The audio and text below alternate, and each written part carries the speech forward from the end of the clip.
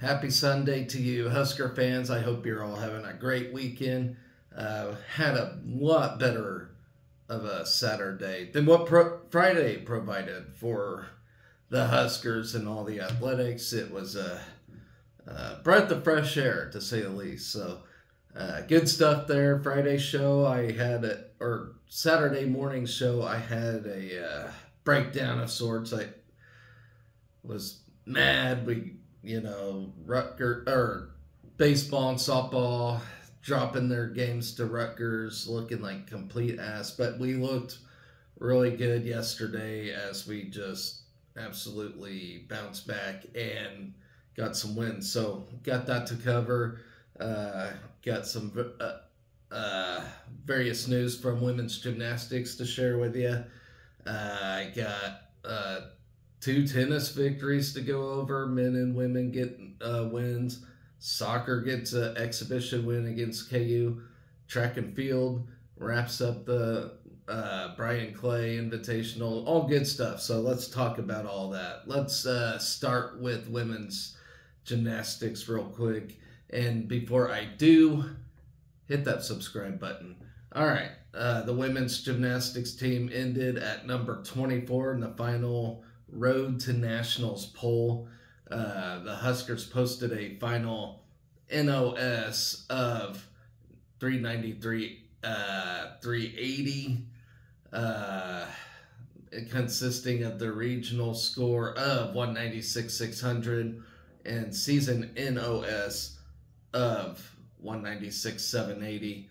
Nebraska saw many accomplishments in 2023-2024, including 3 athletes being named to all Big Ten teams. Emma Spence was the first honoree, while Sophia McClelland and Kinsey Davis were tabbed as second team members. As a team, the Huskers ended the regular season with a streak of 3 meets scoring over 197, highlighted by an impressive 197-375 at Arkansas on March 15th. That was the 10th highest away score in program history. 11 Huskers earned a career high in at least one event this season. Nebraska gymnasts also had a solid offseason, as sophomore Sinj Baksay qualified for the 2024 Paris Olympics, representing Hungary on vault.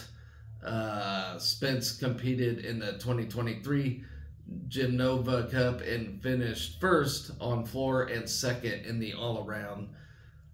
14 Huskers also were named the academic All-Big Ten team.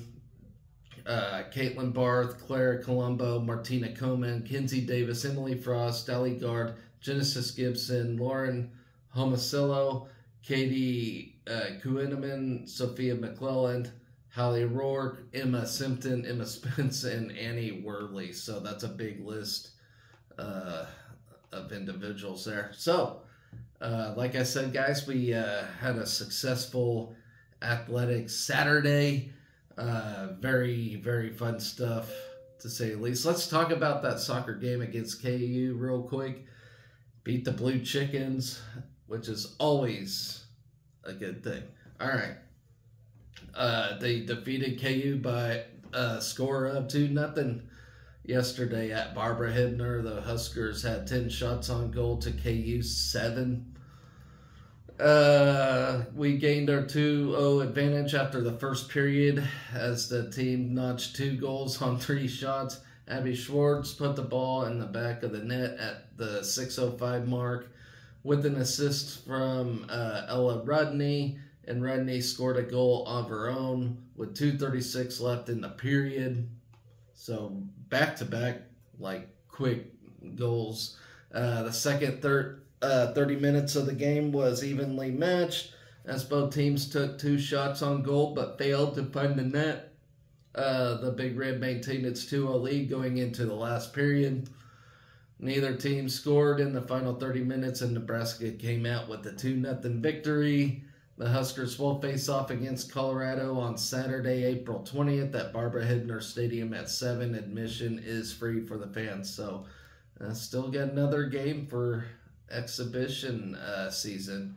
And I love women's soccer. I really do. It's fun. All right. Let's move on to the Diamond Sports real quick. All right, softball beating Rutgers 13-5 in a 6-inning win. We run ruled them. Nebraska scored multiple times in 4 of its 5 run scoring innings, including a 3-run first and 5-run fourth. 8 Huskers had a hit in the game. 9 scored a run and 6 produced an RBI.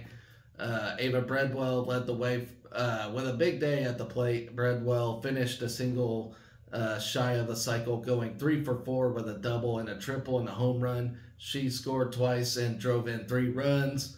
Caitlin Neal went 2 for 3 with 4 RBIs, while Caitlin Kaneda was 2 for 4 with a double and 2 RBIs. Emerson Cope also had multiple hits, finishing 2 for 3 with a run and an RBI. In the circle, Caitlin Kinney tossed a complete game to pick up her 15th victory of the season. Kinney allowed 5 runs on 8 hits and struck out 2. With a win, Nebraska improves to 24-16 on the season and moved to 7-3 in Big Ten play. Rutgers fell to 26-17 overall and 8-5 in conference action. Morgan Smith took the loss, allowing 7 runs in 4 innings. Nebraska sent 8 batters to the plate in a 3-run first inning. Kaneda reached on a 1-out double before Peyton Cody and Samantha Bland drew back-to-back walks to load the bases. Cope was then hit by a pitch and score Kaneda with the game's first run. Neal followed with a 2-run single, giving Nebraska a 3-0 lead. Rutgers got a run back. Eventually, I deleted my cell there. Okay, the Huskers answered with a run in the top of the 3rd. Cody led off with a single before Bland walked. A catcher's interference call loaded the bases, and pinch runner Alina Felix scored on a wild pitch. Nebraska still had runners at 2nd and 3rd with 1 out, but could not add to its 4-1 lead. All right, Nebraska did add to its lead in the top of the 4th when Breadwell led off with a home run down the left field line. Following a pitching change, Billy Andrews walked and stole 2nd before a Rutgers error put runners on 1st and 3rd with 1 out. Bland then lined a RBI single to center to give the Huskers a 6-1 lead. Cope followed with a single to load the bases before Neal brought 2 runs home. With her second 2-run single of the game as Nebraska took an 8-1 lead. Bellick Bacon made it 9-1 with a sac fly 1 batter later. In the top of the 5th, Breadwell doubled with 1 out, and Billy Andrews followed with a single and advanced to 2nd on a wild pitch. Kaneda then scored both runners with a 2-run RBI single as the Huskers' lead grew to 11-1. Rutgers fought back in the bottom of the 5th. A 1-out RBI single cut the lead 11-2 before a 3-run homer pulled the Scarlet Knights to within 11-5. Nebraska answered with 2 runs in the top of the 5th. To bring the run rule back into effect, Cope began the inning with a single before the next 2 Huskers were retired. Sidney Gray then reached on a 2-out single before Breadwell drove a 2-on triple to the wall and center to give Nebraska a 13-2 lead. All right. Kinney then worked around leadoff single in the bottom of the 6th to wrap up the win. Nebraska and Rutgers wrap up their 3-game series today at noon. And actually, when this video uploads, we'll probably have all the athletics go on. I do apologize for the late upload already. I kind of started this thing late for one, and YouTube likes to do its own thing and take forever to upload my videos. So I apologize for that, but that's just how it goes sometimes. Okay, Nebraska scored 13 runs, making the 9th time this season. The Huskers have scored double-digit runs. The Huskers have scored double-digit runs at least once in each of their first 4 Big Ten series. Oh, man. Long night. Okay, Nebraska posted its 8th run rule victory of the season and 3rd in Big Ten play. Ava Bradwell went 3 for 4 with a double, a triple, and a home run. The 3 extra base hits were a career high and marked the 6th time this season she had multiple extra base hits in a game. Bradwell now leads Nebraska with 3 triples this season and ranks 2nd with 22 extra base hits. Caitlin Neal went 2 for 2 with 4 RBIs. The 4 RBIs were season high, and Neal now has 9 RBIs in her last 4 games. Samantha Bland went 1 for 2 with an RBI and a run scored while setting a career high with 2 walks. Peyton Cody scored twice. Her first game as a Husker scoring multiple runs. All right, moving on to baseball, folks. I like to move rather quickly here. Mason McConaughey tossed 7 scoreless innings and struck a career high 9 batters for the 2nd time this year. Nebraska's 16-1 win at Rutgers Saturday afternoon. All right. Nebraska is now 23-9, 6-2 in Big Ten. Totaled 16 runs on 14 hits. Rutgers is now 21-13 and 2-6 in the Big Ten. Scored 1 run on 9 hits and 2 errors. Case Sanderson and Dylan Carey had 3 hits apiece along with a homer. Ben Columbus was 2 for 5 with a double, a home run, and 5 RBIs. Josh Overbeek went 2 for 3, while Rhett Stokes, Cole Evans, Josh Karen, and Gabe Swanson recorded 1 hit each. McConaughey moved to 4-2 this season after blanking the Big Ten's top offense across 7 frames. The sophomore matched his career high with 9 strikeouts and worked around 6 hits. Ty Horn allowed 1 run on 2 hits in 1 inning, while Caleb Clark allowed 1 hit and struck out 3 Scarlet Knights in the 9th inning.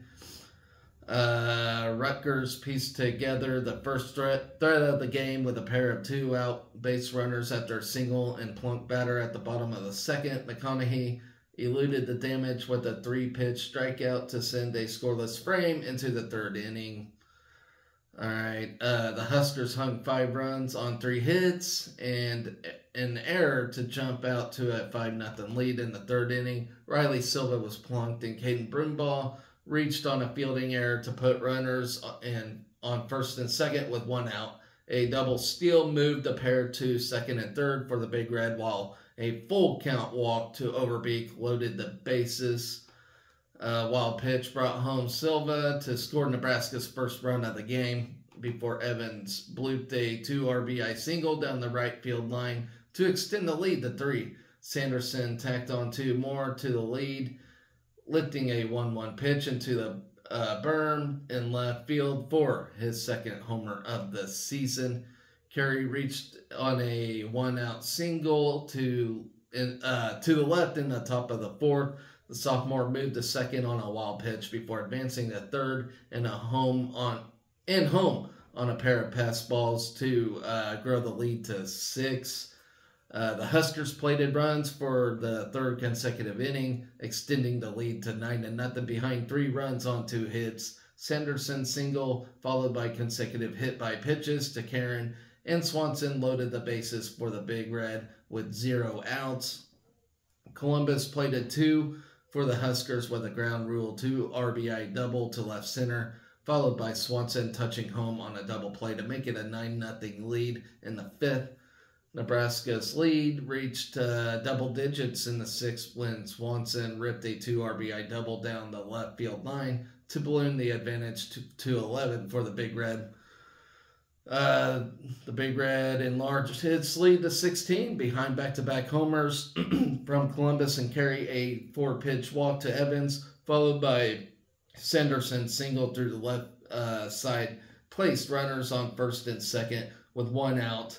Karen ripped an RBI single back up the middle to enlarge the lead to 12. With the runners on 2nd and 3rd and 2 outs, Columbus lifted a 0-1 pitch over the wall in center for a 3-run homer, his 2nd home run on the week for the Huskers. Carey followed Columbus with a solo blast to left to conclude the scoring for Nebraska on Saturday. The Scarlet Knights plated their lone run of the day in the bottom of the 8th on an RBI fielder's choice after a pair of singles earlier in the inning. All right, Nebraska and Rutgers conclude the weekend series today at 11 at Banton Field. Sunday series finale can be seen on the Big Ten Network with Connor Onion and Dana Hughes on the call. So there's that.